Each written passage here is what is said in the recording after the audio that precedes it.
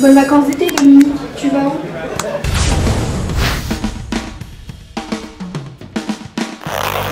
Mes lunettes pour l'hyperespace, des croquettes pour mes petites fins, un peu de lecture, j'ai 2 mois de vacances.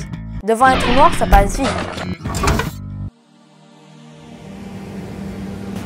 Mince, j'ai oublié de préparer mon voyage. Avant de bien comprendre là où l'on va, il faut déjà quitter là où l'on est. Pour se libérer de l'attraction terrestre, il faudrait pouvoir atteindre une vitesse de 11,2 km par seconde, appelée vitesse de libération. Tout astre, de par sa masse, possède une vitesse de libération qui lui est propre. Pour la Lune, elle ne vaut que 2,4 km par seconde, mais atteint 617 km par seconde pour le Soleil. Un astre dont la vitesse de libération atteint la vitesse de la lumière, rien, même pas la lumière ne peut s'en échapper. Envisagé au XVIIIe siècle, cet astre fut d'abord nommé Astroclus, maintenant connu sous le nom de trou noir. Longtemps pensé comme une possibilité théorique, les trous noirs sont issus de l'effondrement du cœur d'une étoile massive. Une fois épuisé le combustible nucléaire qui permettait de maintenir cet équilibre, cet effondrement du cœur peut produire un trou noir, si l'étoile d'origine est suffisamment massive, au-delà d'une quinzaine de fois la masse du Soleil. Ils existent, bien sûr, la matière qui tombe dans un trou noir est accélérée, chauffée et est observable.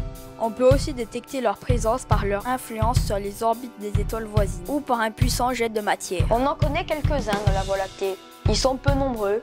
Seules les étoiles les plus massives en forme, et elles sont 1 million de fois moins nombreuses que les étoiles de type solaire. Il y a 3 catégories de trous noirs classés par taille. Les plus courants, les trous noirs stellaires, ont environ 10 à 20 masses solaires. Les intermédiaires et les supermassifs, de quelques millions à quelques milliards de masses solaires. En 2019, la première photo de l'ombre d'un trou noir. Impressionnant.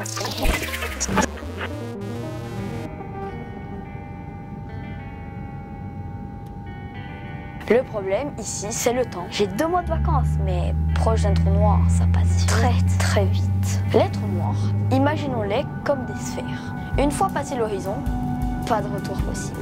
J'ai pas choisi un petit trou noir, trop costaud. Une fois passé l'horizon, je ne survivrai que quelques secondes dans le meilleur des cas. Contrairement au trou noir supermassif, où je pourrais passer 1 heure ou 2. Impressionnant! Le problème serait le retour. Impossible. Le trou noir étant un astre si massif que la déformation de l'espace qu'il génère risque de me faire louper ma rentrée, voire même beaucoup d'autres rentrées. J'ai bien fait de choisir ce trou noir. Il est parfait pour survivre en plus longtemps. Ça fait 3 minutes que je te parle. Tu n'as rien écouté?